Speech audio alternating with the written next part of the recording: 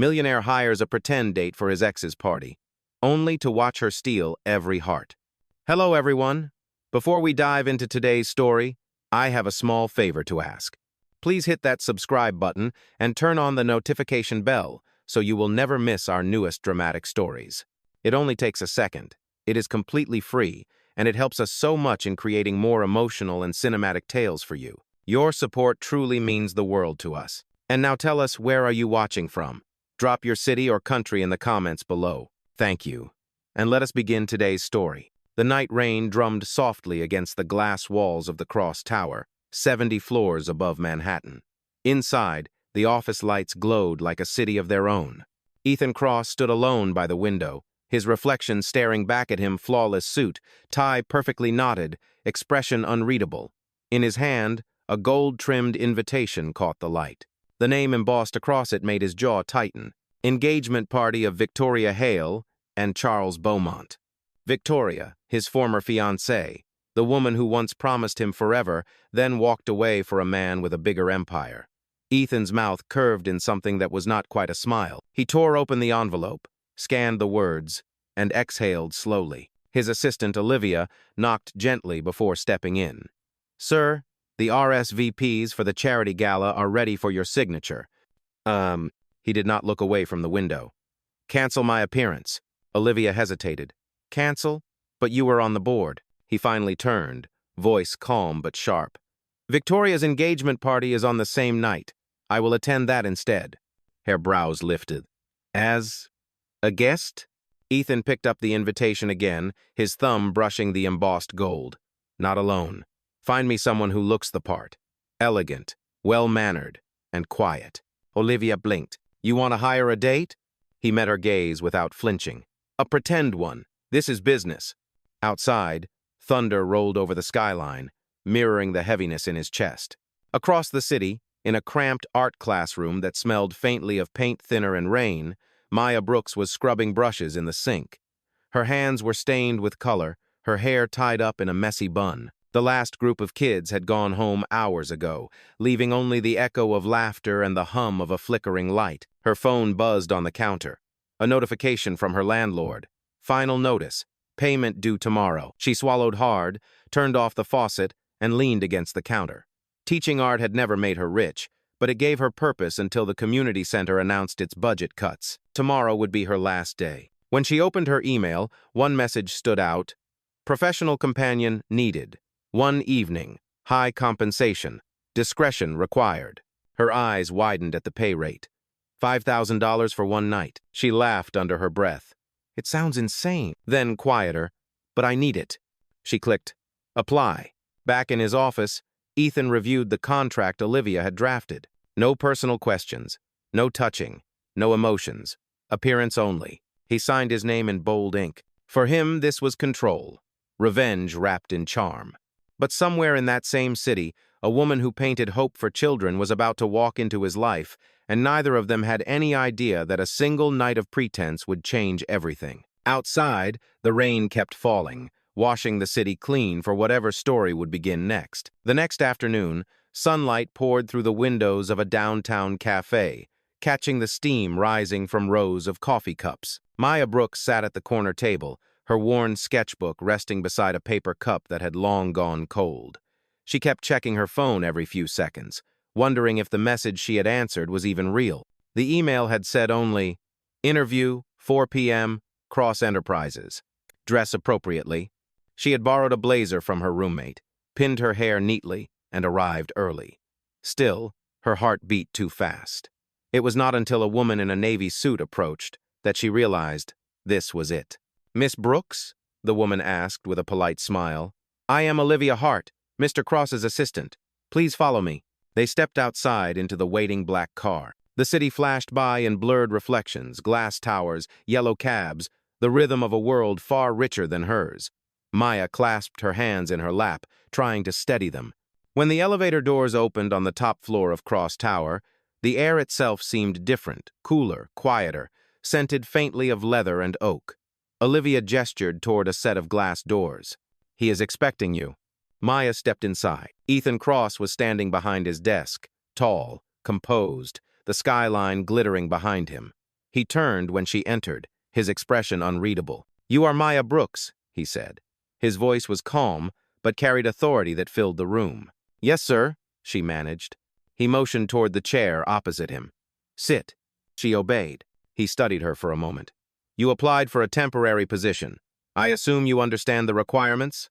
"I believe so," she said carefully. "It mentioned an event, discretion, and companionship," he finished, his gaze steady. "You would accompany me to an engagement party this Saturday evening.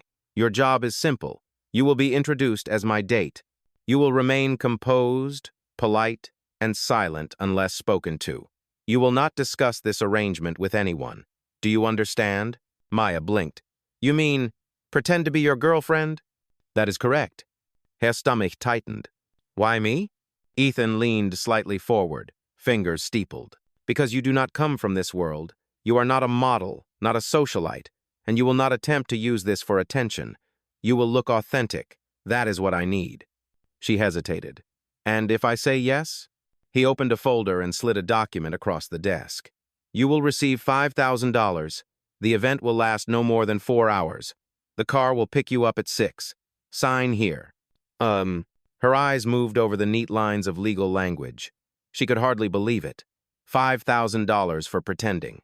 She could pay the rent, maybe buy her mother's medication. Maya took a breath, picked up the pen, and signed her name. When she looked up, Ethan was already watching her. His tone softened, just slightly. "There are rules, Miss Brooks. No personal questions. No physical affection beyond what the public expects. And above all, do not confuse this with anything more than a performance." She nodded. "Understood. Olivia will arrange your wardrobe. The color theme is black and gold. She will handle everything else." Maya rose to her feet. "Thank you for the opportunity, Mr. Cross." He gave a faint nod but said nothing more. Outside, Olivia handed her a folder with the event details. As the elevator descended, Maya stared at her reflection in the mirrored walls. Her heart pounded with a strange mix of fear and curiosity. That evening, she walked home through the soft glow of city lights. Her roommate, Jenna, was on the couch watching television when she came in. "You got the job?" Jenna asked. "I think so," Maya said, still dazed. "It is. Different." Jenna grinned. "Different how?" Maya hesitated. "It is just for one night. I have to look like someone's date." Her friend raised an eyebrow. "You mean fake girlfriend? Girl, that sounds like a movie." "Exactly," Maya muttered, hanging her coat. "Only this one comes with a real paycheck." She opened the folder again. Inside was a single card embossed with gold letters. "Cross Enterprises Private Event. Saturday, 7 p.m. Beneath it, a handwritten note in neat, precise handwriting. "Do not be late." 2 nights later, Olivia met her at a private boutique. Rows of gowns shimmered under soft light, silk and sequins catching every color. Maya had never seen clothes like these except in magazines.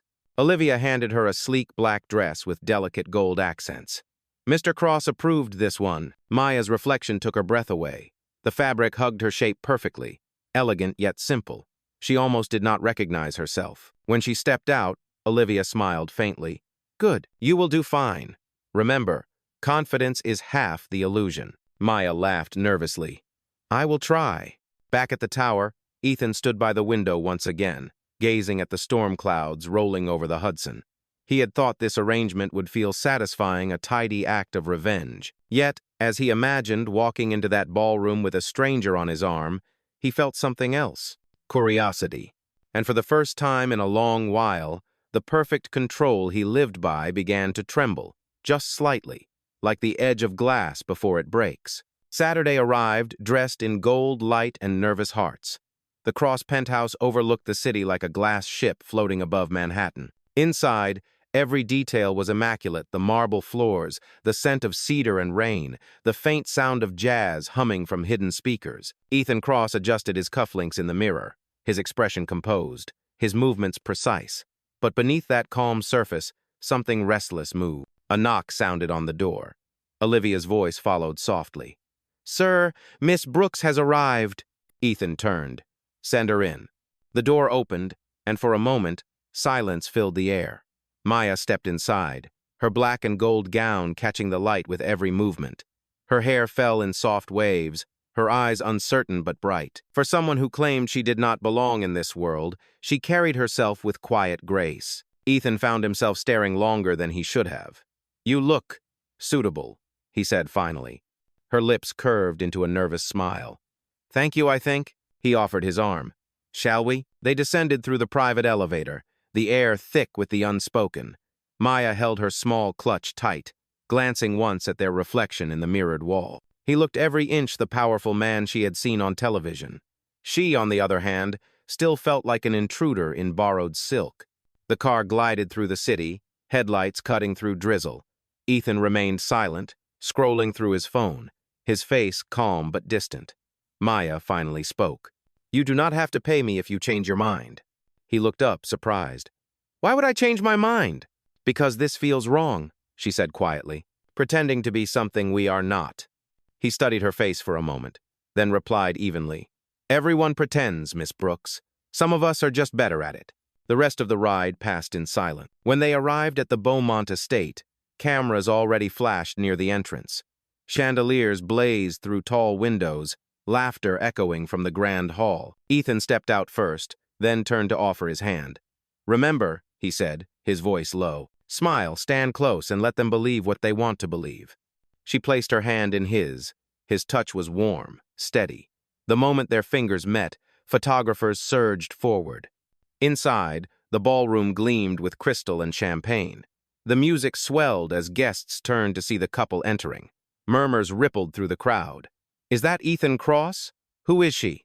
Victoria Hale, radiant in a silver gown, spotted them from across the room. Her eyes narrowed for just a second before her practiced smile returned. She drifted toward them on graceful steps, her fiancé trailing behind. "Ethan," she greeted sweetly. "How unexpected." Ethan's smile was polite, cold. "Congratulations, Victoria. You look radiant." Her gaze flicked toward Maya. "And this must be?" Maya met her stare with surprising composure. "Maya Brooks," she said.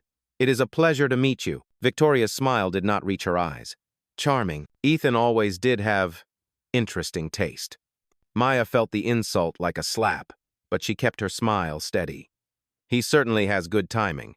Tonight feels like the perfect night to celebrate love." A few nearby guests chuckled, sensing the subtle sting beneath her words. Ethan glanced at her, almost amused.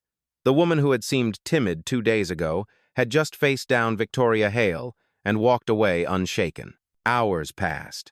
They mingled, smiled for photos, endured small talk. Ethan noticed how naturally Maya adapted. She spoke gently with the staff, listened to strangers as if they mattered. When a waiter stumbled and nearly dropped a tray, she steadied it with quick hands and an encouraging smile. The gesture was small, but it caught his attention more than any diamond in the room. Later, when the speeches began, Maya stood quietly beside him, her eyes distant. Ethan leaned closer. "You are doing fine," he murmured. She glanced up at him. "You mean I have not embarrassed you yet?" A rare smile tugged at his lips. "Not even close." The lights dimmed. Victoria took the stage, her voice smooth as silk. "Tonight, I am surrounded by people who remind me that love, real love, cannot be bought or faked." Her eyes found Ethan in the crowd. "It must be earned." Gasps fluttered around the room. Ethan's jaw tightened. Before he could respond, Maya stepped forward slightly, her voice calm but clear. "That is true," she said. "But sometimes pretending leads us to something more honest than we expected." The room fell silent. Victoria blinked, caught off guard. Ethan looked at Maya with a mix of surprise and admiration. For a woman who had no reason to defend him, she had just disarmed an entire ballroom with one sentence. When the applause resumed, Ethan leaned close enough for only her to hear. "You should not have done that." She smiled faintly. "Maybe not, but someone had to." Later that night, after the party ended, they stood on the balcony overlooking the glowing city. The cool air brushed between them. Maya removed her heels, sighing softly. "I thought pretending would be easy," she said. "It is not." Ethan loosened his tie. "Reality never is." For a long moment, neither spoke. The hum of traffic far below sounded almost like the ocean. Then she said quietly, "You are not as cold as you pretend to be, Mr. Cross." He turned his head slightly, his voice a whisper. "And you are not as ordinary as you think, Miss Brooks." The wind carried away their words, leaving only the faint echo of possibility hanging in the night. The next morning, sunlight spilled through the floor-to-ceiling windows of Ethan's penthouse, painting the marble floor in soft gold. The city below buzzed awake, but inside, the world was still. Ethan sat at the kitchen island, his coffee untouched, the events of the night replaying in his mind. He had planned the evening like a transaction, clean, calculated, controlled. But Maya Brooks had not followed his plan. She had walked into that glittering battlefield and, with one calm sentence, disarmed Victoria Hale and every spectator in the room. He had expected nerves, stumbles, maybe tears. Instead, she had given him quiet strength. Olivia entered, carrying a tablet. "The media already picked up the photos," she said, scrolling. Headlines read, "Ethan Cross returns with mystery woman who outshone the bride-to-be." Ethan's mouth curved faintly. "Outshone?" Olivia looked up, half smiling. "It seems so. She made an impression." "Send her the remaining payment," he said, his tone even. "And a thank you note." Olivia hesitated. "That may not be enough. Reporters are asking who she is. Someone has already tracked her social media account. Do you want me to control the narrative?" Ethan leaned back, rubbing his temple. "Handle it discreetly. She does not deserve to be dragged into my mess."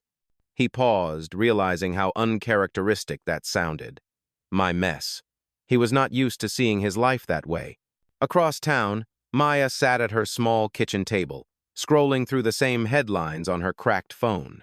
Every photo showed her smiling beside Ethan, the crowd behind them blurred into glittering light. The comments below swung between admiration and curiosity. Who is she? She looks so genuine.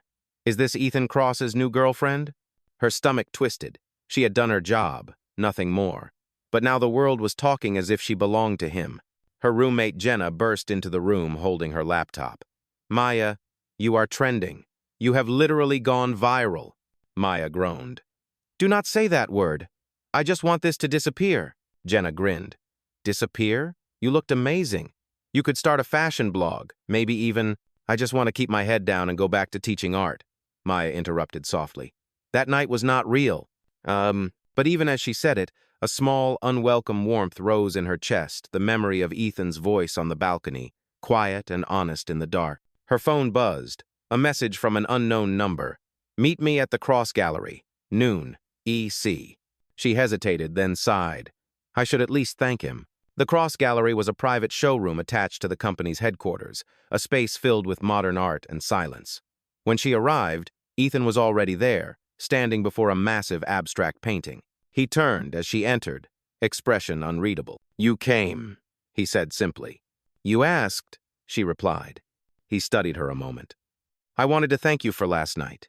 You handled yourself with more grace than most people I know." She crossed her arms lightly. "That is generous coming from a man who paid me to pretend." His lips twitched, almost a smile. "Fair enough." He gestured toward the painting. "Do you like it?" She tilted her head. "It feels distant, cold." "Exactly," he said. "It cost $2 million. Maya blinked. $2 million to feel nothing?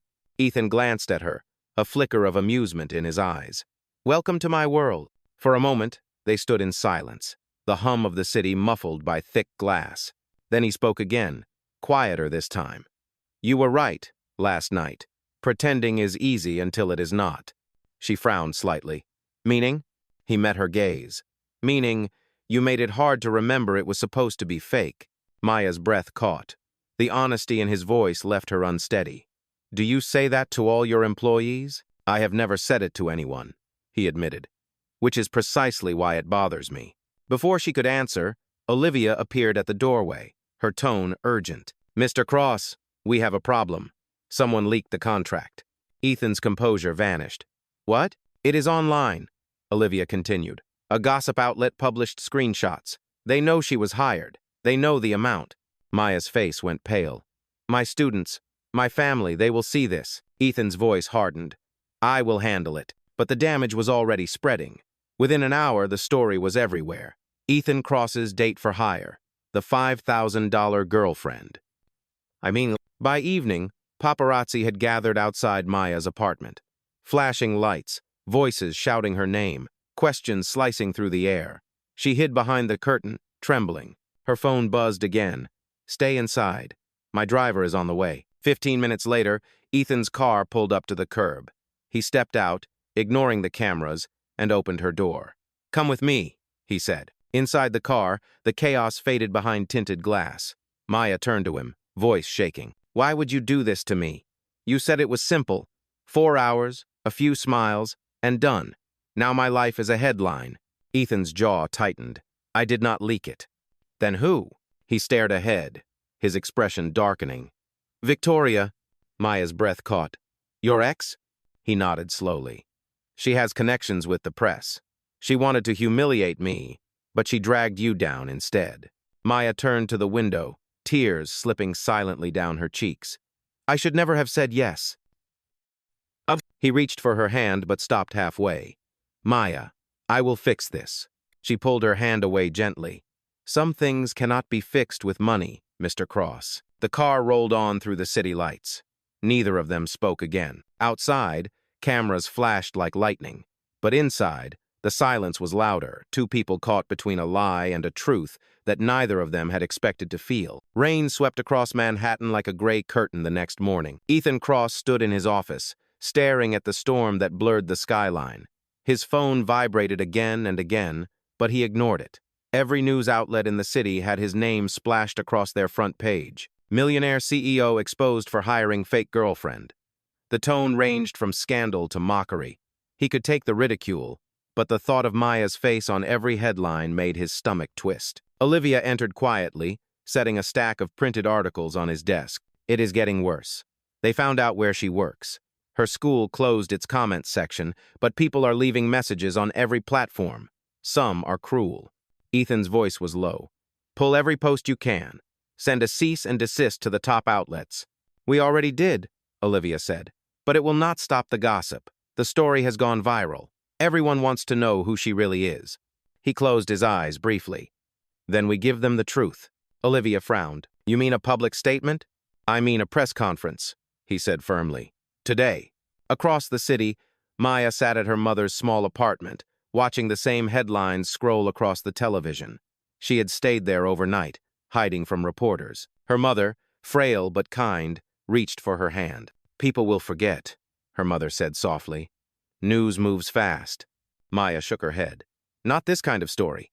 They are calling me a liar, a gold digger. They think I did it for attention." Her mother squeezed her fingers. "You know the truth. That is what matters." Before Maya could answer, her phone buzzed with a message from Olivia. "Mr. Cross is holding a press conference at noon.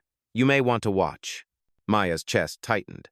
She did not want to see him again, not after the humiliation, but something inside her told her to turn on the screen. At exactly 12 o'clock, the press gathered in the marble lobby of Cross Enterprises. Cameras flashed as Ethan stepped up to the podium, immaculate in his dark suit but visibly weary. Reporters called his name, their voices echoing. He raised a hand. "Thank you for coming. I have one statement, and I will take no questions afterward." The room fell silent. "Last week, I asked Miss Maya Brooks to accompany me to a private event.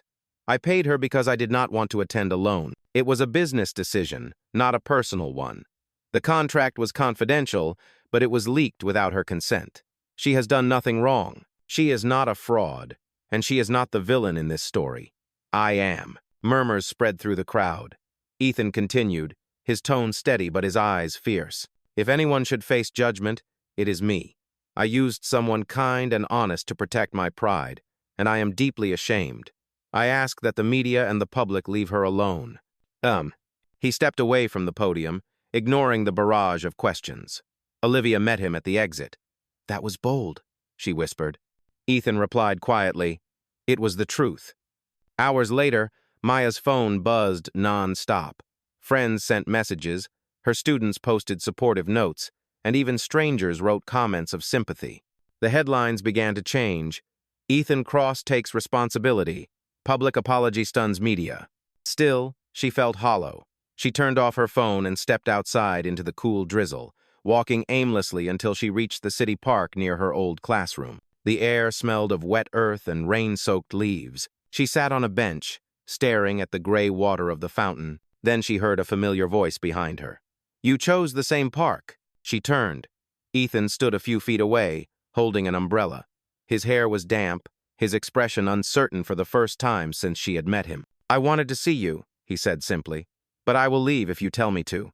She sighed, her voice soft. "Why did you do it? The apology, the risk. You did not have to." Ethan stepped closer. "Yes, I did. I hurt you. You were dragged into something you never asked for. I could not let that stand." Maya looked up at him, rain glinting on her lashes. "And now what? The world still thinks we are a story." "Then let us end it properly," he said. "Let us show them who you really are." She frowned. "What do you mean?" He held out an envelope, edges slightly damp from the rain. "There is a charity art exhibition next week. I have secured a gallery and sponsorship in your name, the Brooks Foundation for Youth Art. It will help fund art programs for schools across the city." Her eyes widened. "Ethan, I cannot accept this." He smiled faintly. "It is not a gift. It is an investment in the truth." Maya stared at the envelope, then back at him. For the first time, she saw not the CEO in control, but a man trying, awkwardly, to make something right. She exhaled slowly. "I do not know what to say." A2. "Say you will come," he said. "That is enough." Maya hesitated, then nodded. "I will come." Ethan's shoulders relaxed. "Good. I will have Olivia handle the details." He started to turn away, but she called after him. "Ethan?" He paused. She met his gaze. "You did not have to protect me, but thank you." He gave a small smile, the kind that looked almost like relief. "You are welcome, Miss Brooks." As he walked away through the rain, Maya watched him disappear into the crowd of umbrellas. She held the envelope to her chest, feeling its weight not of money, but of meaning. For the first time in days, she felt something she had not expected to feel again: hope. A week later, the city glowed beneath strings of golden light. The Cross Gallery, usually a quiet, private showroom, buzzed with guests in elegant attire and journalists holding cameras. The evening's event was everywhere in the news: the Brooks Foundation for Youth Art, a vision of kindness. Inside, the air was rich with music and anticipation. Canvases lined the walls, painted by young students from public schools across New York. Each piece carried a story, a burst of color against the polished marble floor. And in the center of it all stood Maya Brooks, the woman who had once been labeled the $5,000 girlfriend, now smiling nervously under the lights. She wore a simple cream dress, nothing extravagant, but the calm confidence in her eyes made her shine more than any diamond in the room. Volunteers from her old art class surrounded her, adjusting displays, handing out pamphlets. Maya could hardly believe this night was real. The event, the foundation, the press, all of it had happened in less than a week. Ethan Cross had kept his word. He had used his connections, his power, and his money not to control her story, but to rewrite it with dignity. Olivia approached her with a reassuring smile. "You have done beautifully, Miss Brooks. The children's art has already attracted interest from several donors." Maya looked around the gallery, overwhelmed. "I never imagined something like this could exist. I owe all of this to him." Olivia nodded slightly. "He believed in the idea, but you inspired it. That is not something money can buy." Before Maya could respond, the crowd shifted near the entrance. Flashbulbs flickered. Ethan had arrived. He entered the gallery in his usual quiet way, wearing a charcoal gray suit, his expression composed but softer than before. The noise of the crowd faded as his eyes found Maya across the room. For a moment, neither of them moved. Then he walked toward her. "You look radiant," he said simply. She smiled. "You look less terrifying than usual." "Have a nine." He almost laughed. "That may be the kindest thing anyone has ever said to me." "Thank you for this," she said sincerely. "The foundation, the children, it means more than you know." "You deserve the credit," he replied. "This night is about you, not me." Maya shook her head. "Maybe it is about both of us. You gave me the chance to turn pain into purpose." Before he could answer, a reporter approached with a microphone. "Mr. Cross, Miss Brooks, could we have a few words? The public is eager to know if tonight marks a partnership or something more personal." Maya froze, but Ethan did not hesitate. He turned to the camera, his voice calm. "It is both. We are partners in a foundation dedicated to art, and we are also partners in something far greater: truth. She taught me that power means nothing without integrity." The reporter smiled. "So you are confirming you are together?" Ethan looked at Maya, his tone gentle. "That depends on her answer." The camera light blinked red, capturing every second. Maya felt her heart beat faster. The easy answer would have been to smile for the photo and walk away later, but she had promised herself never to pretend again. She met his gaze steadily. "We are learning to be real," she said. "Whatever that means, we are not pretending anymore." A soft murmur spread through the room, followed by polite applause. The reporter stepped back, satisfied, and the crowd began to mingle again. Ethan leaned closer, his voice barely above a whisper. "You always know exactly what to say." "Not really," she said, her cheeks warm. "I just stopped being afraid of saying it." He smiled faintly. "That is what makes you extraordinary." Later, after the guests began to leave and the music softened, Maya stood near one of the paintings, a bright swirl of color made by a 10-year-old boy who had once been too shy to speak. Ethan joined her quietly. "Do you remember what you said that first night?" he asked. "You said pretending would be easy. You were right. But you also said it was not." Maya turned toward him. "Because the truth always finds a way out." He nodded slowly. "It did, and it found me." And, for a long moment, they stood in silence, surrounded by the art they had built together. Then Ethan reached into his pocket and pulled out a folded piece of paper, the original contract she had signed. "I kept this," he said, "a reminder of how I started all this wrong." He tore it in half, then in half again. "No more contracts, no more pretending." Maya's eyes softened. "Then what do we call this?" He smiled, just enough to reach his eyes. "Let us call it a beginning." When the lights dimmed and the last guests drifted out into the night, Ethan and Maya stood side by side at the gallery doors. The city shimmered beyond the glass, alive, imperfect, real. Maya looked up at him. "You know, you still owe me something." Ethan raised an eyebrow. "Do I?" "You said the car would drop me home after the event," she said. "But I think I would rather walk. Do you mind coming with me?" He smiled. "Not at all." They stepped into the cool night together. The sound of the city rose around them, horns, laughter, footsteps, rain just beginning to fall. And as they walked beneath the streetlights, their reflection appeared in every glass window they passed, not as CEO and hired companion, but as two people who had stopped pretending, finally learning what it meant to love without conditions. The morning after the gallery event, the world seemed to exhale.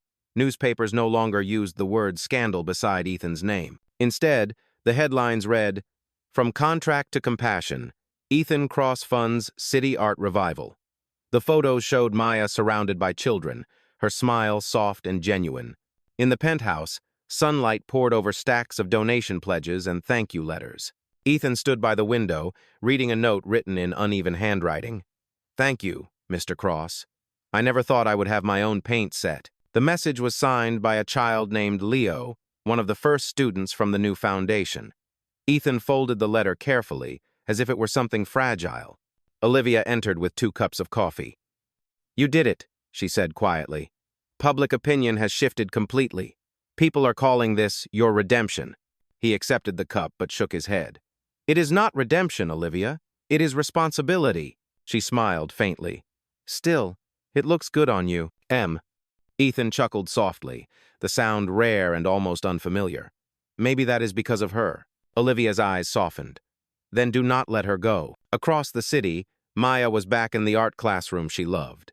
Sunlight touched the walls, now covered in new supplies bought from the foundation's first grant. The children painted quietly, their laughter echoing like music. Jenna leaned against the doorframe, grinning. "I saw the pictures. You and Mr. Cross looked, well, let us just say the internet is rooting for you." Maya rolled her eyes, though a smile tugged at her lips. "The internet is easily entertained." Maybe," Jenna said, "but I have known you for years. You do not look like someone pretending anymore." Maya dipped her brush into blue paint, her voice soft. "I do not feel like it either." The door creaked open. Ethan stood there, dressed casually for the first time since she had met him. The children froze, wide-eyed, whispering his name as if a movie star had appeared in their classroom. He smiled politely at them before meeting Maya's eyes. "I hope I am not interrupting." She laughed softly. "You own half the supplies here. I think you have earned the right to visit." He walked closer, looking around. "You were right. These kids do make better art than the gallery pieces I buy." Maya grinned. "Because theirs comes from somewhere real." He nodded, watching a little girl proudly show him her painting. Then maybe that is what I have been missing. The bell rang, and the children rushed out, leaving the two of them alone. The room grew quiet except for the faint hum of the city outside. Maya wiped her hands on a rag. I did not expect to see you here today. I had a meeting nearby, he said, and I wanted to give you something. He handed her a small envelope. Inside was a folded letter and a single silver key. What is this? She asked. It is the lease for a new community art center, he said. I bought the space, but it is yours to run. You can call it whatever you want. Maya stared at him, overwhelmed. Ethan, this is too much. He shook his head. It is not. You showed me what real value looks like. This is my way of returning the favor. She looked down at the key, her eyes glistening. You did not have to. He smiled. You keep saying that. Maybe one day you will believe me when I tell you I want to. Their eyes met, and the air seemed to still. For the first time, there was no contract, no audience, no pretense, only truth. Maya slipped the key into her pocket, her voice steady but gentle. Then I guess this means we are building something together. Ethan nodded, his tone soft. Yes, Maya. Something real. Outside, the sun broke through the clouds, painting the classroom in warm light. For both of them, it felt like the beginning of a life they had never dared to imagine, a life no longer borrowed or performed, but finally, undeniably theirs.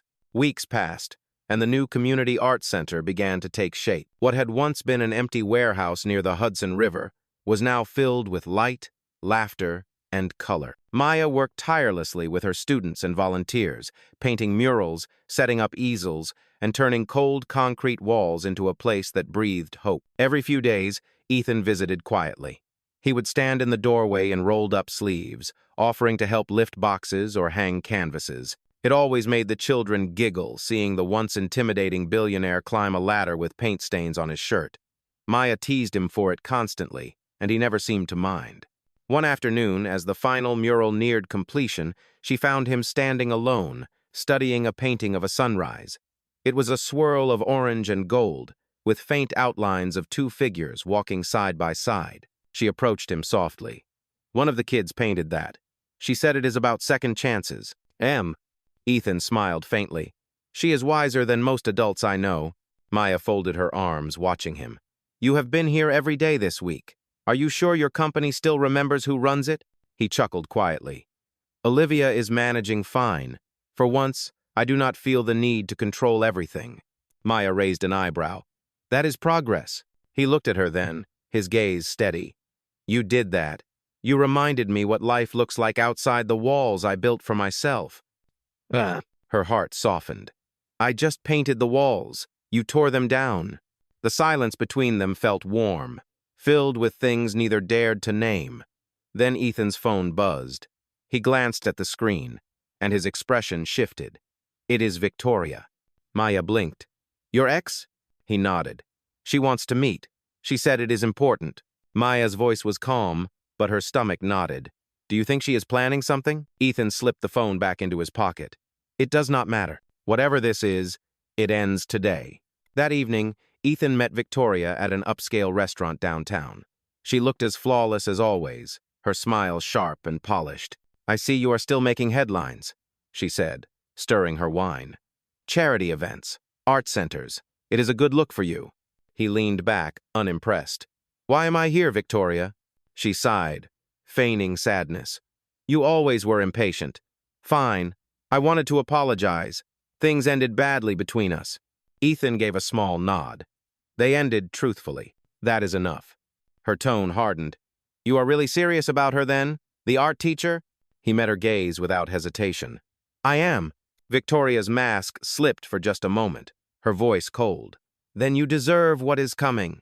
She stood, leaving the table before he could respond. Ethan sat still, the words echoing in his head like a warning. Whatever she meant, he knew one thing for certain. Victoria Hale was not a woman who let go easily. The next morning, Olivia burst into his office. Ethan, you need to see this. She handed him a tablet showing a new article. The headline read, Leaked Emails Claim Cross Foundation, Misused Funds. His stomach sank. That is not possible. Olivia's voice was tight. It is fabricated, but it looks convincing. The documents reference Maya's name. It is another setup. Ethan stood, anger simmering beneath his calm surface. Then we expose her. This ends now. He grabbed his coat, heading for the door. Olivia called after him. Be careful, Ethan. She is trying to make you lose control. He paused for a moment, then said quietly, Not this time. As rain began to fall again over New York, Ethan knew the truth would soon have to be fought for this time not to save his name, but to protect the woman who had taught him what it meant to live with integrity. By the next morning, the storm over the foundation had reached every news channel. Reporters shouted questions outside Cross Enterprises, demanding answers about the leaked emails.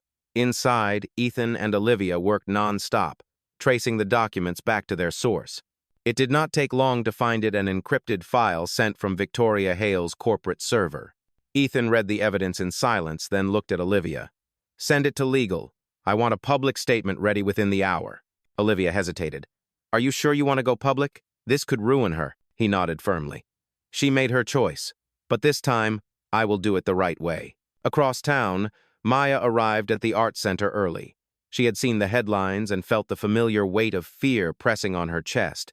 Volunteers whispered, unsure of what was happening. When Ethan's black car pulled up, she stepped outside, her heart pounding. He climbed out, rain glistening on his coat. It is over, he said. We found proof. The entire leak was fabricated by Victoria. She will face charges. Maya's eyes widened in relief, but she could see exhaustion behind his calm expression. You did not have to protect me again, she said softly. He shook his head. It is not protection anymore. It is partnership. For a moment, neither of them spoke. The rain fell harder, drumming softly on the pavement. Then Ethan took a breath and reached into his pocket. I realized something, he said. I built everything in my life through contracts and conditions. But the only thing that ever felt real did not start with a deal, it started with you. He pulled out a small velvet box and opened it. Inside was a simple silver ring, elegant but modest. No contracts this time, no pretending, just honesty and a promise to keep building something that lasts. Maya's eyes filled with tears. Ethan, he stepped closer, rain soaking through his shirt, his voice steady. Marry me, Maya Brooks, not because of what we survived, but because of what we can create together. For a heartbeat, the world went quiet, only the sound of rain and her soft, trembling breath. Then she smiled through her tears. Yes, Ethan, I will. He slipped the ring onto her finger, his hand shaking just slightly. Around them, volunteers who had gathered near the doorway began to applaud, their cheers rising above the rain. Maya laughed, pressing her forehead against his. I guess the art center just got its next big story. Ethan smiled. Let them write it. This time, it is the truth. Months later, a new mural covered the front wall of the center, a painting of two hands reaching toward each other beneath a sky of silver and gold. The inscription below read, No more pretending. And beneath the morning light of a city that had once doubted them, Ethan Cross and Maya Brooks began the next chapter of their story real, unguarded, and built entirely on love.